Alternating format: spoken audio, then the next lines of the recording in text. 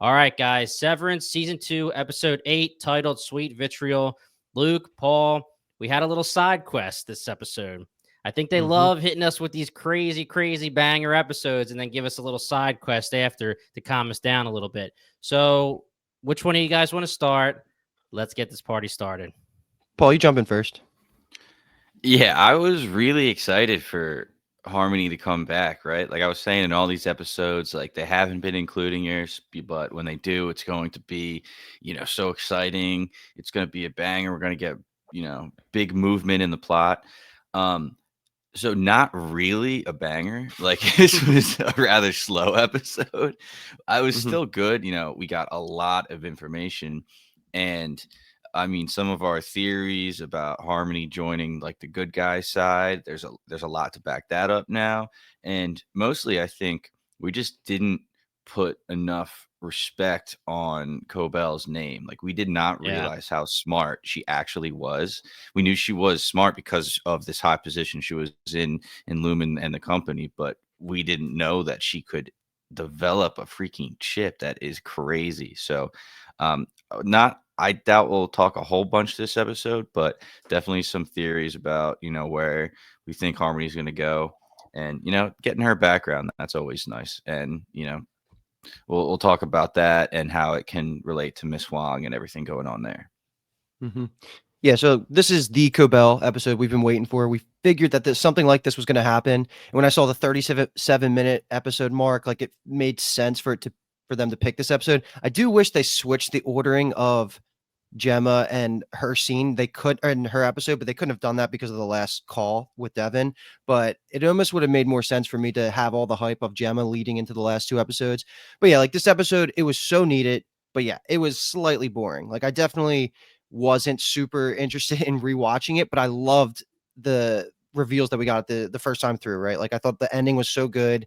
It was a good one watch, and I just didn't feel the need to watch it again because not too much happens. We do get some cool world building backstory that we're definitely going to be talking about all that. But this may be our fastest podcast of the season because there's just really not too much there. It was more about giving Cobell her moment to build some of her background. I definitely think that she is going to be full our side now, especially with you pairing that with how Milchick is on the path to go full Lumen side. It makes sense to split them up because they were never going to get back together as like being on the same side. She was trying to get him fired like 2-3 episodes ago, right? Like they were never going to be able to work out Right. together. So I love that she is back on Devin's and Mark's team and she's going to be full in. I'm curious to see how Regabi fits into it because they seem to have some interesting history.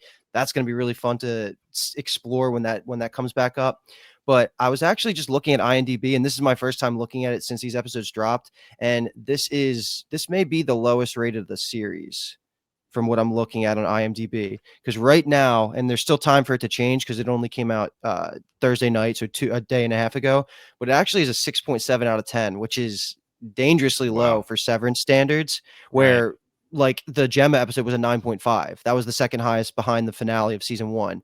I don't think there's anything below 7 besides this for the whole series. So that actually surprised me, but it also kind of makes sense. Like I could tell the fandom was split between how necessary this was for the last like 15 minutes and into like the conversation of could this been a 15-minute filler tack on at the end of another episode. And I could see that Yeah. because like how much do we really care about Hampton? If he comes back in an important way, then it'll be worth planting the seeds. But overall, like besides the last like 10 minutes, it was more of like an artsy give Cobell her moment to shine as just like a good actor episode. And that's just how I'll take it. So it was, I didn't love it, but it was good. It was needed, I should say. Yeah, definitely a polarizing episode with the fandom. A lot of people are saying, why the hell are we getting this right now? Why is it a full episode? I try not, as being the third person, I try not to reiterate exactly what you guys have just said, but Mhm. I think this episode was important. It was interesting that they didn't try to just sprinkle it into another episode and just give us these answers in other scenes while another episode is going on. Hey, I trust Ben Stiller, all the writers. If they decide this is what's best, then this is probably what's best. I'm glad it was 37 minutes, gave us Yeah. just enough of what we needed to know about Cobell. You said, Paul, that we didn't put respect on Cobell's name. Well, apparently these damn Egans didn't either. And that's obviously going to be a big important thing for the rest of the series. I agree James a with you. fraud, man. James a Yeah, fraud. James a fraud. I mean, it seems like maybe all of the Egans are, except possibly Kier starting everything, but who knows? We'll see. And as of now, I agree with you guys. I am on the side of Cobell is going to be joining the team. She'll be joining the homies from now on. There's a lot to talk about with the reintegration side of things. And if she knows more than she was letting on while she was at work with Milchek and what's the security guy's name? Drummond. Grainer. Grainer, Drummond. Yeah. Oh, yeah, Oh, Grainer. Sorry, Grainer. Grainer. Yeah. And Grainer. So Patricia Arquette, all the props in the world. Awesome acting. We'll see if Hampton comes back. But otherwise, let's just go. We'll do this sequential. We don't really have buckets because, again, it's not jumping around. It's just giving us one story. So let's start from the beginning. And most of the conversation will be obviously about the big reveal that Cobell was the creator of the chip. So, Luke, let's get started here. Yeah, let's just sprint through the whole setup of this episode. We get like all the landscape shots. We have Cobell going to her hometown, which was hinted back all the way in, I don't know, episode 3 when she was on her way to Salt's Neck, but then she turned around. I'll say right off the bat, this looks very Michigan-y, and I'm still in with the Wisconsin, Michigan area. Like it looked like it was like, lake heavy. So I could still buy it. There was snow everywhere. So we get to see her town. It's essentially turned into a slum. And we find out later that this was like a Lumen. It was a Lumen spot for like they used to manufacture here. They used to invest into the community, and it seems all broken down now. So this is like the remnants of what happened after a big corporation comes into a small town, takes advantage, and then leaves. Right? We have all the broken down citizens. Everyone's addicted to drugs. It's kind of a messy situation, but this is where Cobell grew up, and this is where she was indoctrinated into the Kier ways. And the whole setup of this episode kind of leads us into Cobell going to recruit Hampton to on her quest to go back to her house and find the material or find the blueprints for all proof that she was the one that created the chip. So we can really just kind of take it the whole intro piece all the way up until we have Cobell asking Hampton to meet her at that factory, and they have that quick conversation. So everything before they go to the actual house, I have a couple things to bring up, but did you guys have anything pressing from this intro sequence? Just it's so good to have Harmony back. Like that was my first reaction. Just she hasn't been in so many episodes this season, and this felt like going all the way back to season 1 when Mark is talking to her behind her desk, and she has that cadence about the way she speaks, and her tone is so monotone. So it was just really good to have her back. And then when she's talking to Hampton, and then they talk about how they met because they were both working in the Lumen factories when they were basically children, right? And they were looking back at it, they realized it was child labor, but they kind of referenced that story about how Kier met his beloved in the, it was Kier met, what's her name? Imogen? Yes, knew I wasn't going to remember that off the top of the bat, but just cool backstory there. And I just want to see when Cobell changed into this machine robotic speech like type person, if she was always that way. I doubt we'll get a flashback, but just thinking about her as a child working in the factories, so interesting. And then last thing, so stupid, but when they're doing these landscape shots, they go over the town and you see some docks, and all I could think about is that is one cold looking harbor is all I could think about. Oh yeah, that is a cold harbor, bro. Hey man, Cobell created Cold Harbor. She started it. You think she named it too? Yeah. After her town. Yeah. Not much to talk about in the very beginning of this episode. We get it right away that her and Hampton have a past, and Paul, you alluded to this. We find out exactly what their past is in a couple scenes. They're eating some food, dude. Yep. We see Hampton selling some drugs on the side, giving the ether, actually giving a free taste to one of the people at the diner. But yeah, it gets more important as we get to them actually meeting at the factory. We see the factory is obviously worn down. Lumen's done with them. They used the town up and rolled out on them. And we find out about this child labor. So going a little bit of foreshadowing into a later conversation that Hampton and Cobell have, where Cobell says she hasn't partaken in ether since she was 8, which makes it seem Crazy. like all of these kids are working in the factory and, taking the product or whatever, because my assumption is that they were creating the ether in the factory, and we'll get into that in a little bit. But Hampton obviously is not happy with Cobell. She sold out. She went to Lumen. She continued working for them. He hates Lumen through and through. We find out that he loves Cobell's mom because Charlotte did not like Lumen or Kier or any of that. And he hates, and everybody in the town hates Sissy because Sissy is still fully Kier through and through. And basically, Cobell says, "Yo, I need you to hide me in your truck. They're probably watching over Sissy's house. I need to go see Sissy." Now, once we go see Sissy, this is where we get a lot of the information that we'll be talking about. And I just want to point out that I didn't say it yet, that Devin is calling Cobell this whole time. So we'll talk Yeah. about that all at the end because there's no need to she's just, ignoring it. So we'll leave that for now. So I guess if we're ready to move on, we can go to where Cobell's childhood home comes into play. And we do meet this character, Sissy, who everybody hates, right? Especially Hampton. And we also did talk a little bit about Wintertide there, which it gets brought up again. But I know when Wintertide was initially mentioned about Milchek either passing or failing Miss Wong, we were wondering if that's like the next project or if it's like the next level and the next academy part of the Kier pipeline. And it's pretty confirmed in this episode that it is part of like the pathway towards just being a lifer in the Lumen company. So we'll mention that if it comes up again. But yeah, let's just take it to the initial, I guess, until we can pretty much just talk through most of this where Cobell goes in, she has her fight with Sissy. We can talk about some of the things that they say there because there's this huge misunderstanding about what actually happened to Cobell's mom, how she passed. But Cobell eventually gets the key to go into her mom's room. She passes out, and then we have like a bunch of things that happen all around this time. I have such a I think okay, so I said this to Paul last night, but after like she passes out and she's done investigating the mom's room, like Hampton comes up and it is just the grossest kiss of all time when you think about what just happened. Because for me, he's taking drugs, so he's got drug breath. She's breathing in her mom's dead breath, which that is something, Jimmy, please. Me and Paul could not think of any reason of why that was going on. Please tell me that was just there was a reason there because that's disgusting. And then she's sleeping. It was just a gross kiss to me, but this whole scene is just we get a lot of information after she wakes up and then she goes and finds her journal. But before she finds her journal, what do we want to bring up about all of this? And like, what's the point? What does her connection to her mom mean here? And why is this a thing? Like the breathing tube has clearly been a theme for her since all the way back. I think we saw it in season 1.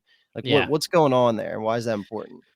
Yeah. So let's talk as much about the mom as we can right this second and just get it all out here. So Charlotte Cobell is the sister of Sissy. So Sissy is Cobell's aunt. Sissy is the major Kier believer. Charlotte was not. It was apparently Sissy that somehow got Cobell fully in when it came to Lumen, Kier, everything. Cobell at a young age went to the Myrtle Egan School for Girls, which then led to her Wintertide Fellowship, and she was on the fast track doing the damn thing for Lumen. While Charlotte was dying and sick, Cobell was gone. And now Cobell blames Sissy for that because Cobell is starting to realize that everything that she did and everything she's done for the past however many years of her life since she was 8, 9, 10 years old might mean nothing to her anymore. And, the Egans are frauds and all this kind of stuff. And she blames Sissy for making her do that and not being available for her mother, there for her mom when her mom was taking her last breaths. And when it comes to the tube, it's just for me remembrance. I know I don't have any other reason. I was looking at the breathing tube, whatever, the ventilator machine, seeing if there was like a Lumen logo on it. I didn't really notice a Lumen logo, but we have to assume they probably created that too. But she's carrying that around with her since season 1 for remembrance. She left her mother. Her mother passed away. Her mother was trying to tell her the entire time that Lumen is not right for her. And she went against her mother's wishes and fell on the side of Sissy. And now, after all of this time, she is believing that her mother may have been right. Now, when it comes to Cold Harbor, let's talk about our friend Elliot from Movie Files. He was on our mailbag. He had this big theory that kind of blew our minds a little bit. And whether he's right or whether we're right or anybody else is right, we're thinking about death being the final frontier for this chip. We now know that Cobell created the Severance chip. What was her reason for creating the Severance chip? Why did she do this? Did she really just do it so that she can help out Kier and make mindless employees or robots or whatever? Or was she trying to defeat death? Was it something that she really took to her heart, destroyed her, that her mother died while she was gone, and she put her life's work into figuring out a way for that maybe not to happen again? Or, so if we go with Elliot's theory, now anyone who's hasn't listened to our mailbag, let me quickly say what Elliot's theory is. And again, he's on YouTube as Movie Files, and his theory was that Cold Harbor may be a scenario where they put Gemma into the room, she becomes her innie, they bring her to the brink of death and actually allow the innie to die, and then pull the innie out of the severed room and see if they can either resuscitate her or if the chip changing back to the Audi will reanimate the dead body, meaning you can kill an innie but keep the Audi alive. So if you're dying, maybe you're a dead body, you're basically on your way out, your innie will die, but your Audi doesn't. Now, either way, if you want to go with another route here, ours was as simple as you are going into the Cold Harbor room. They're testing if at the brink of death, at the end of your life, the chip will activate and keep you from dealing with the end, suffering. Well, Cobell believes her mother was suffering. Sissy says her mother was suffering. So either way, there's a lot of influence here with Charlotte. I believe that the chip was created not for the way it's being used now, but for the ultimate goal. We know Cobell started Cold Harbor. So the ultimate goal will be to either stop suffering like Charlotte was suffering so her mother didn't have to suffer, or figure out a way to defeat death so her mother would have never died. Either way. And before you jump in, Paul, just question here. Is there anything that implies that the chip was made, like the blueprints and the coding was all made while the mother was dying? Is there, or because I initially took it that she made it while she was going through her Wintertide program and when she was younger, while her mother was still alive. But now that you're saying it, it could straight up. The reason I'm saying that is because when she's looking for the journal, she says to Hampton she wouldn't have thrown it away. And I was thinking initially that she meant like her mother would never get rid of that, even if she hated Kier. But it probably meant Sissy would not have thrown it away. And if you take it the second way, then it can be implied that Cobell started working on the chip as her mother was dying, and that kind of connects a lot of things right there. So it's just, I don't know when the timing of it was, like how old was Cobell when that was going on, but I guess that information isn't really given to us.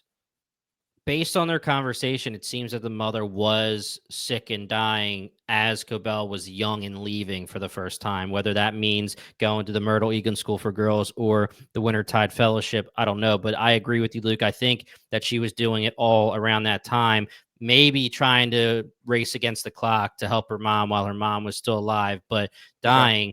And we know that the blueprints are in the Wintertide Fellowship award that she has. So it seems that at some point she went home and put it and hid it in the award. So it does seem like it would be around that time in her life. We know that James is the one who took credit for this, and Severance has been around for how long? So I don't know. Maybe she created the blueprints and then it wasn't actually created, the chip, and mastered until later. But yeah, either way, I'm fully in on the fact that she did this for her mother, whether it's in remembrance or she was doing it as a way while her mother was dying to either help her with the suffering or help her actually live. Great. Yeah, you took that question right out of my mouth, Luke. I was just gonna ask for clarification on that timeline, but yeah, Jimmy, kind of what you were saying. I don't think they officially gave it to us, but my idea was she was working on it potentially, and then maybe when her mother died, like she continued it and made changes to it and all that other stuff. But yeah, we haven't confirmed anything there.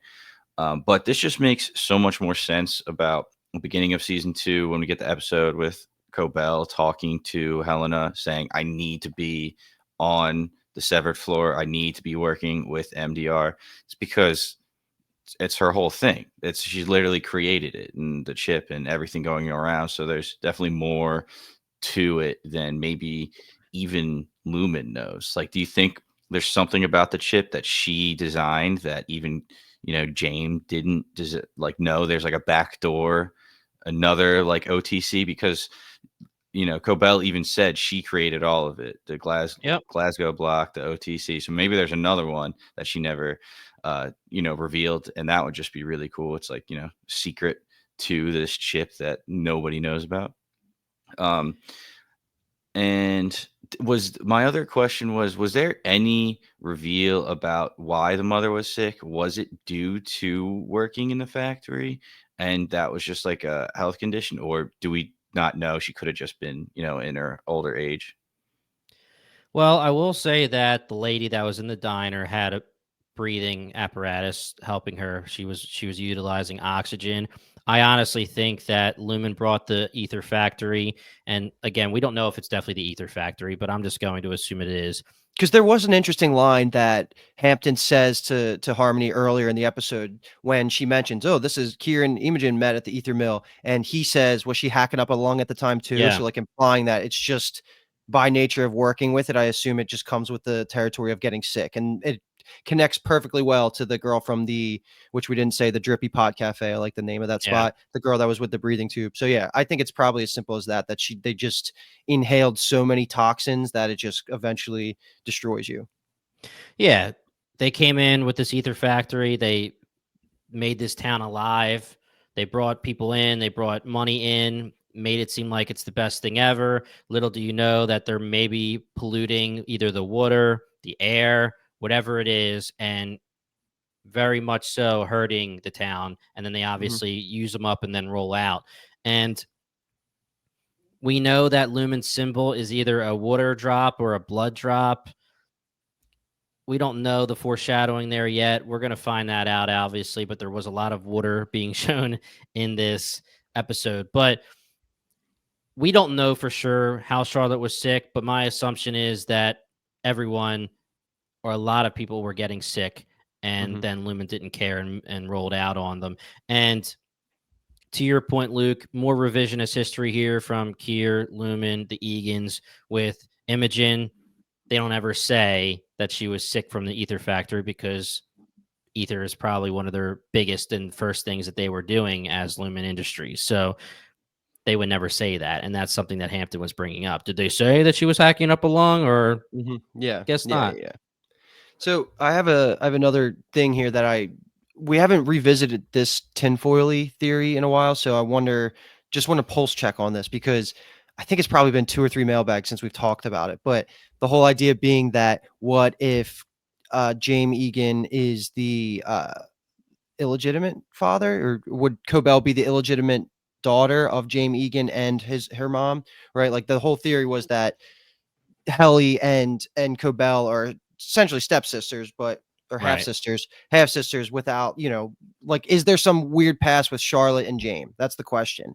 I don't think this episode supported it too much. I think it's just as simple Yeah. as she just got sick. She hated Kier for what they did to her body, and she tried to unindoctrinate her daughter, but it didn't work because Sissy was there. So I think we can say that theory got less likely, but I am still thinking about it as a possibility because they said Mr. Egan really took a interest in Cobell. Was it simply because she was smart, or was it because she was technically his daughter and he gave her the grace of caring about her a little bit more, but then it kind of backfired after she ended up just kind of blindly giving her knowledge away and him taking all the credit. I don't know, but do you guys have any thoughts on that? Is that probably a dead theory, or is there still a chance that happens?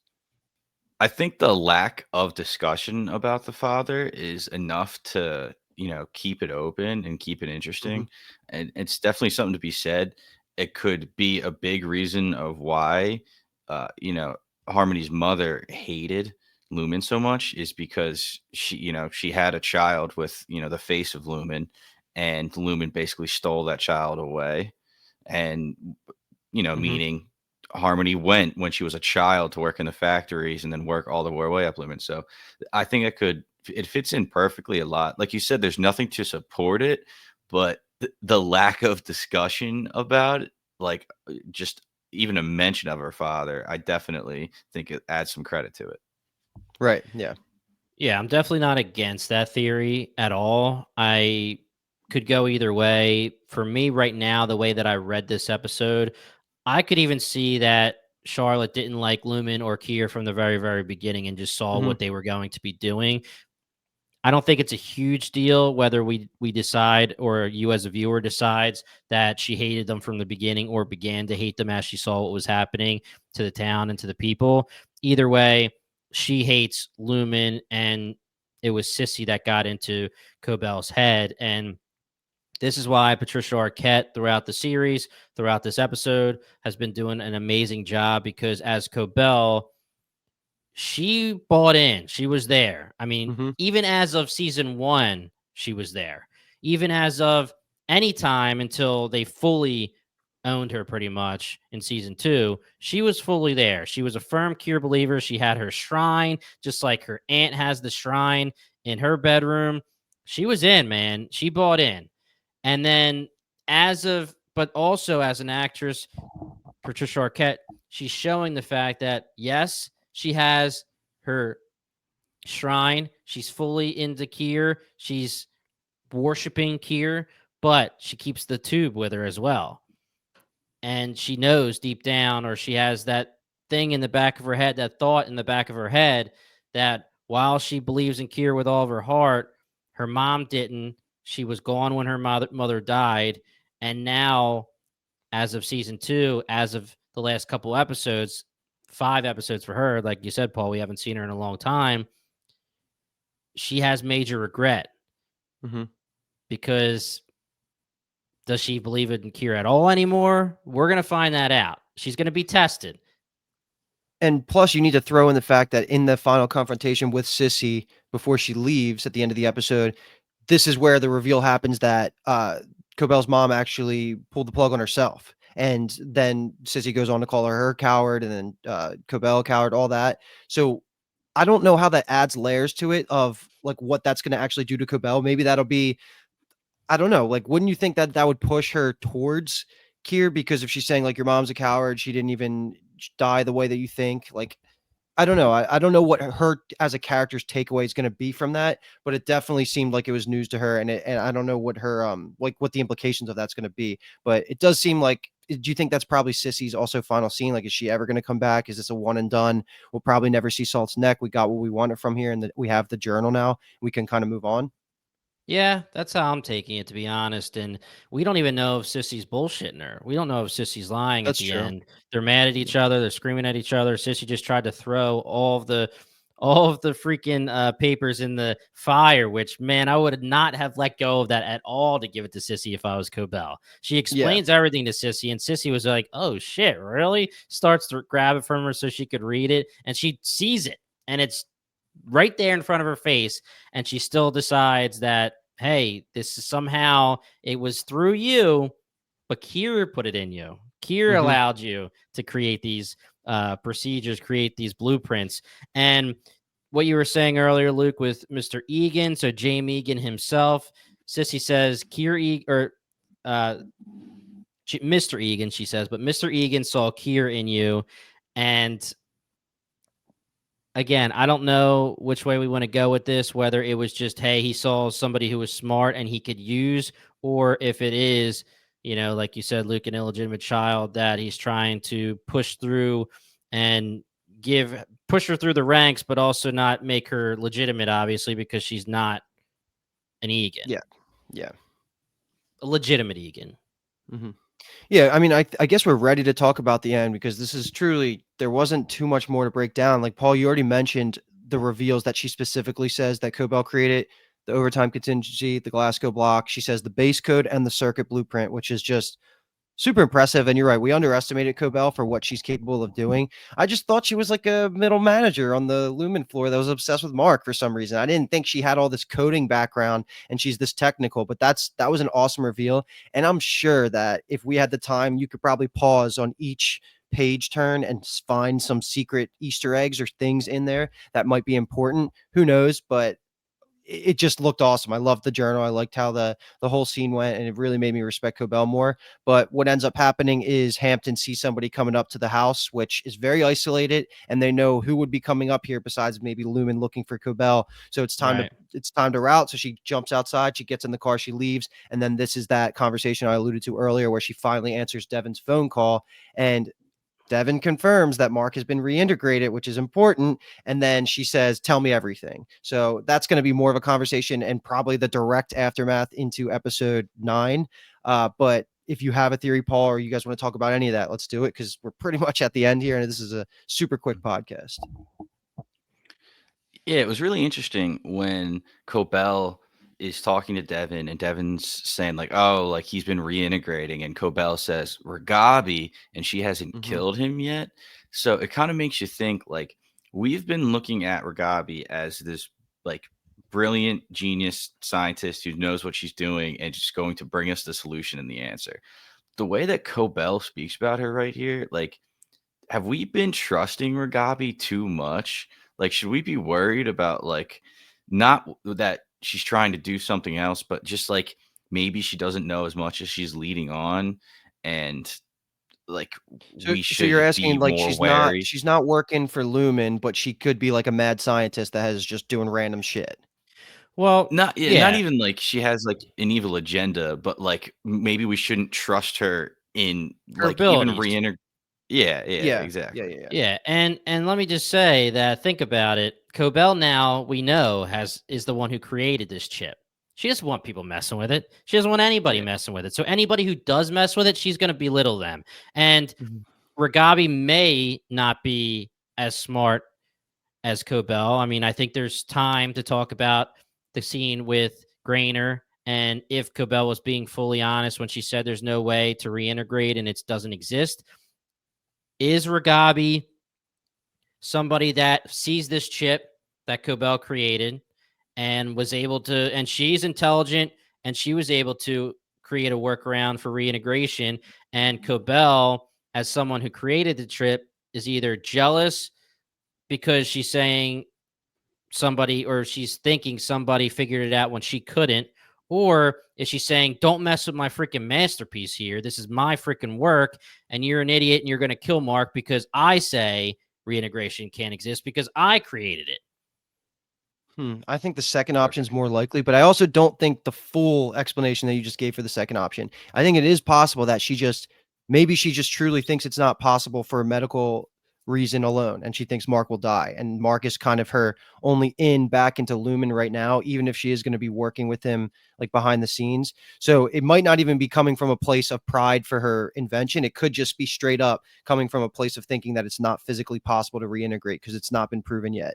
But that's an interesting thought because I don't know where her head's at, and there has to be some confrontation between Ragabi and Cobell coming up soon. I just hope that they can work it out and kind of work together because I feel like that is a team that can actually have some weight behind it when they're trying to work against Lumen versus them being split up. Because if Ragabi's just gone again for a while, I fear that that Cobell might not be enough to give them the leg up. But if they're working together, I feel like we have some power on our side. Yeah, and having Cobell be the person who created the chip, and if Ragabi actually did leave, which we obviously hope she's going to come back very Mhm. quickly, but if she did leave, Cobell is the next best person or the best person to have with Mark. And Devin had no idea she was actually calling the right person, and neither did we. But as the creator of the chip, she did call the next best person.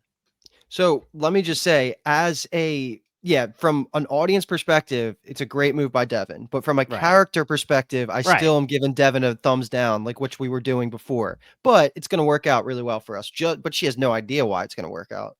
Yeah, exactly. Devin is hysterical. Her brother may be dying. She's freaking out. She doesn't know really anybody to call from Lumen, and she calls the only person that she knows may be able to help.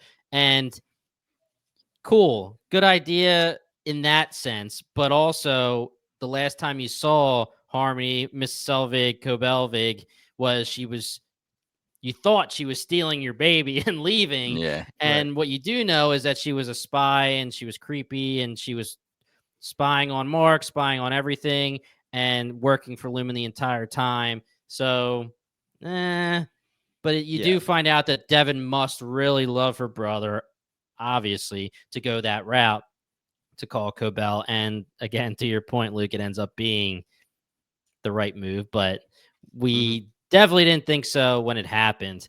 And we have Cobell here, who, as of now, we're going to hope and assume that she's joining the team. She wants to know everything. We know that not too long ago in our watching history and in her life, she was very disgruntled with Lumen, but she still went against the team, the homies, and tried to go back to Lumen and got them busted. Basically, let Lumen know the overtime contingency was happening, etc. But let's hope here that Harmony Cobell, the person who created this chip, the biggest thing, and Cold Harbor being the biggest thing that could happen on the face of the planet, maybe the planet's history, if Lumen is correct. She's a manager on the severed floor. And Paul, you said this. This makes sense for Cobell. Cobell would want this because she wants to be hands-on working with this chip. She created the chip. She wants to know if Gemma and Mark are going to recognize each other. She's going to want to know everything. She wants to know how everything works. That makes sense on her side. But you have to be so pissed off at Cobell, or I'm sorry, at Lumen if you're Cobell, because she created this chip. She's not on the board. She's not a higher up. Helena freaking owned her and said that you think you did everything for us when you did nothing. We have the line from Sissy and from Cobell when they're talking about it, and apparently this is how Kier and all of the Egans work in general. We have no idea if any of these Egans did anything throughout their history except be the figurehead and then have people that are young children basically joining a cult and not realizing it. And then whenever they have any kind of success, Kier, Egans, any of them, Lumen in general, will just say that your success came through the faith of Kier. Thank you. We're going to take it from here, and then just push them to the side. So the pain, the frustration, and the rage is there to keep her on our side. You just got to hope that she's not going to have any kind of wavering in her faith and at some point start to go back towards the Kier side of things because she was there for so long. I think we saw the wavering play out earlier this season, though. Like when she had that fork in the road to either go with Helly and go meet the board, which she potentially took as a threat, or run away to Salt's Neck and then figure everything out. So I think she decided. I hope she won't waver. I mean, there's 3 seasons of TV left, so there is a lot of potential there. But maybe the wavering can just be how she interacts with her Gabi. Like, and at the end of the day, she'll still be anti-Lumen. So in that case, makes for entertaining TV. It makes sense for their characters and makes me happy because we'll keep Cobell. Damn right. Yeah. I assume like her next destination is going right to Mark and Devin, right? So I'm hoping that next episode, I mean, who knows if they're going to pick up right where this left off? Probably not with the way they've been doing these episodes. They just kind of throw us right into the next scenario. But her last line where she's just saying like, tell me everything. I was so hype. It was so exciting. It was like, all right, let's go. Like we're finally getting back into this reintegration issue that Mark has, it's not just on the back burner now. So I'm excited. And I don't think she's gonna waver. Like, I think at this point, like after everything that's happened, the only thing that she could like possibly waver is if they like got Hampton as like a hostage and was like, we're gonna kill him if you don't cooperate or something like that. But the way that he was standing there, it kind of seemed like he was ready to go out, like fighting and all that. So I doubt we'll see him again, but I won't be surprised if they do have him in custody or something. Yeah. Harmony literally, you have to assume at some point she was going home to visit and she didn't really just leave when she was 9 or 10. Maybe she did. I don't know. But let's say that her and Hampton are old colleagues in the child labor factory, in the Lumen Ether factory, and they were BFFs and they had crushes on each other for whatever you can have when you're 8 years old, whatever the kind of crush that is. Maybe as she came back to visit, there was more romantic feelings. I don't know. But she comes to town, shows up out of nowhere. She's like, hey, man, drop your work. Come meet me at the factory. I need a favor. I haven't seen you in a million years, but I need a favor. Then he gets there.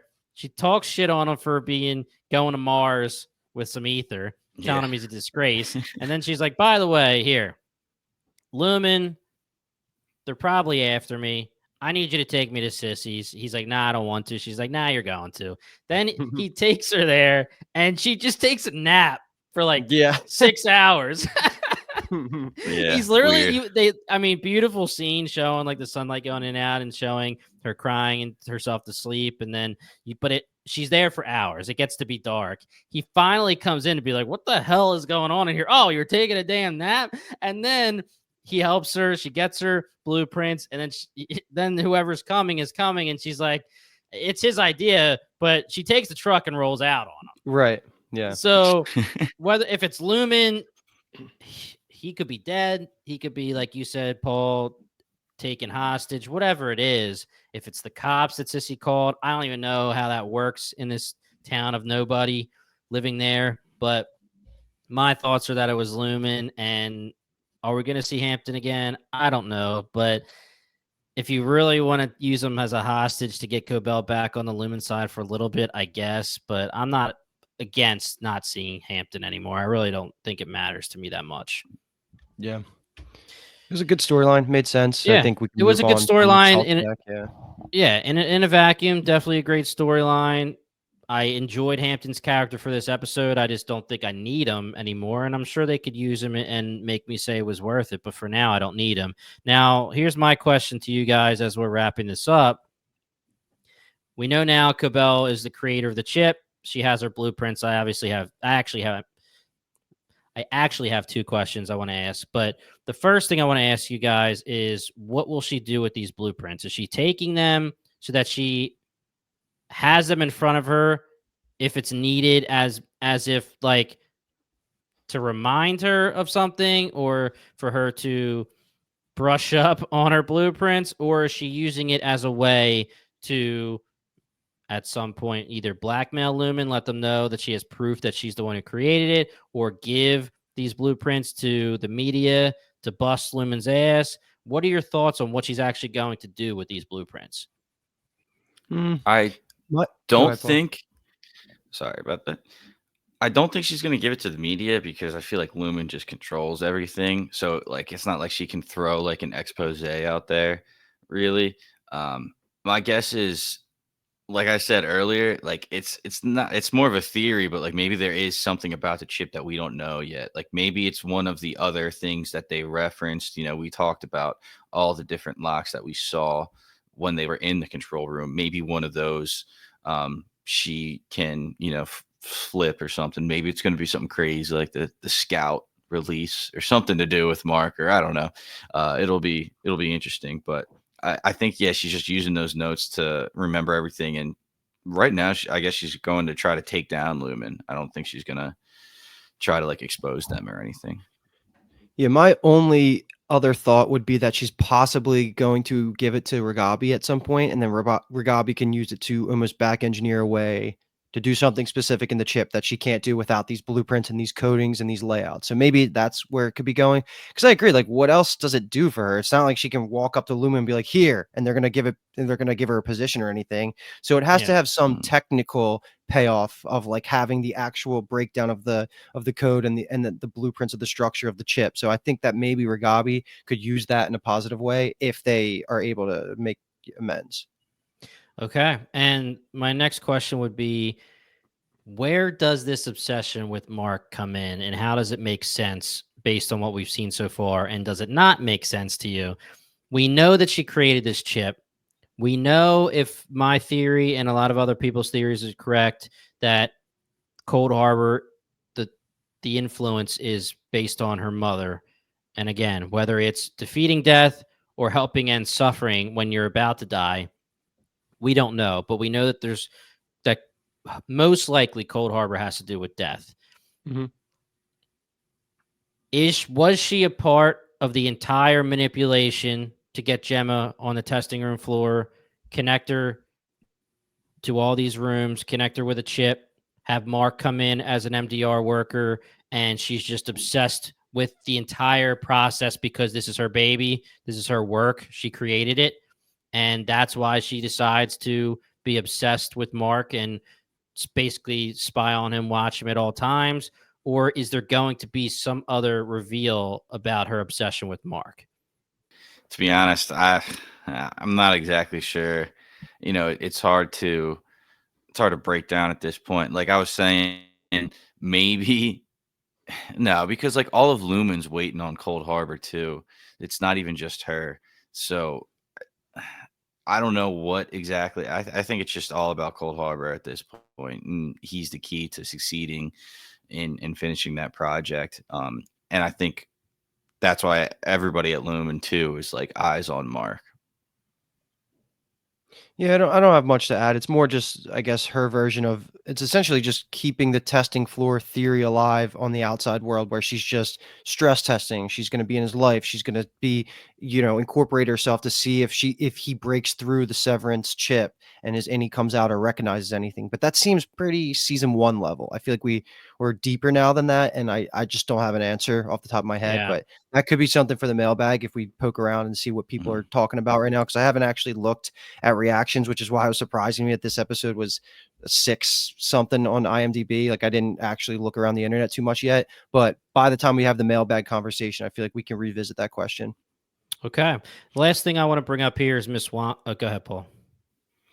I was just gonna reiterate our old theory, right? Was all about it was connected to her mother, but I feel like her mother is just so far removed that it just has to be about Cold Harbor now, because I doubt it's bringing her back from whatever. So that's why I was gonna throw in there. I have seen theories around the internet since this episode came out that there's a possibility with the lack of full explanation of what happened with Charlotte's death. One side of it is she pulled the tube out herself. The other side is Cobell's pissed because Sissy decided to pull it out. Is there, there's theories out there that Charlotte actually is one of the first people that they were testing something similar to Cold Harbor on, where they're trying to save her life by keeping her any alive or Allie alive and letting the other one die, as in Elliot's theory. I don't know. I don't know enough to really get into that, but I will say that if Cobell believes that Sissy pulled the tube out and Cobell thought she was going to help defeat death for her mother, or again, help her defeat the suffering, she would have that major, major, major emotional reaction to her aunt because she pulled the plug on her mother when she was trying to do Cure everything it. she could to help her. Yeah, I could see that. Yes, and the last thing I wanted to bring up here is obviously the connection to Miss Wong. Paul, you joked last episode was the killer theory episode. Well, this is also a killer theory episode for everyone who thought that Miss Wong was possibly a clone, a version of Gemma that's a child, Gemma and Mark's child, possible child. All of these theories seem to be just totally out the window now, with her just being a child that is now at some point part of the Myrtle Egan School for Girls, Mhm. looking for the Wintertide Fellowship, and she is just someone that is in this cult. You were Whether so her close, Jimmy, because you said, "What if Milchick was this path?" But it was actually Cobell, so you were right there, though. Milchick still could have been A a Wintertide child. grad, yeah, Yeah, yeah. right. Mhm. Right. And I think that was Paul, actually. I can't take those Huh. flowers. I'm pretty sure that was Paul, but I hate you, Paul. And last thing here is they talked about the 9 a lot. Some people I saw online were confused about what the 9 was when they say she's living by the 9. It's not a location. It's the 9 core principles. You see a lot of cult stuff in Sissy's room. We saw the Okay. shrine in Cobell's house and room. If you go and look into Sissy's room, you can pause and Easter egg galore.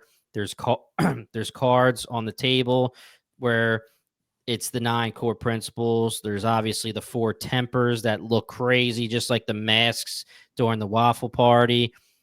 There's a lot of stuff you can break down. And again, like Luke was saying, if anybody wants to break that down, hit us up on the Discord, bingetowntv.com/Discord, or hit the link in the description. We have the mailbag for that reason.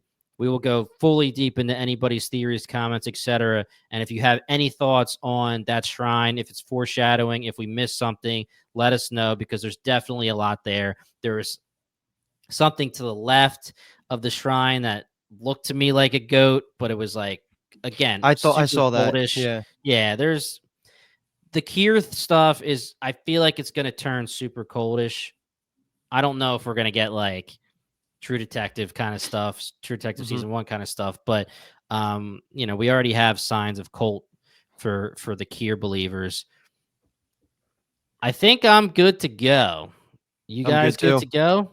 Yeah, definitely. I mean, this episode was the Harmony episode.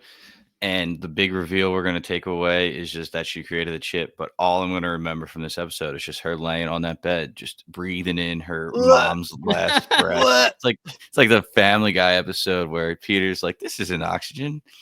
This is Tony Danza's breath." Like, that's all I thought about for some reason. Wow. Good news is the thumbnail for next episode is back to our homies. So we're going to go back to MDR. I think we're going to have a normal episode that we're used to. It's not going to be isolated, but it's going to be a good one because we got 2 left, and we know they crushed finales. So my expectations are sky high for the next 2 episodes. One thing to also think about is when we're in the middle of the severed floor, the MDR floor, anybody that we've meeting in general, we saw Cobell, and you said it exactly, Luke. Was she just a manager? We're looking at this lady like she's just a manager on the severed floor who's our antagonist for season 1. And really, she's someone who created the chip and deserves to be on the board of directors or majorly highlighted in Lumen's history. Could there be other people that we've met that are similar? Milchick, I'm going to assume, could just be another Miss Wong or something like that. Bert, we've been wondering who Bert is. Bert could easily be somebody way more important than we realize. We've been theorizing that he's somebody, with the slip up for 20 years ago, he was working with somebody. Could he be somebody very, very important? There's a lot of stuff to think about, but that is definitely for the mailbag guys. So if you like what you heard, check us out at the Core Podcast.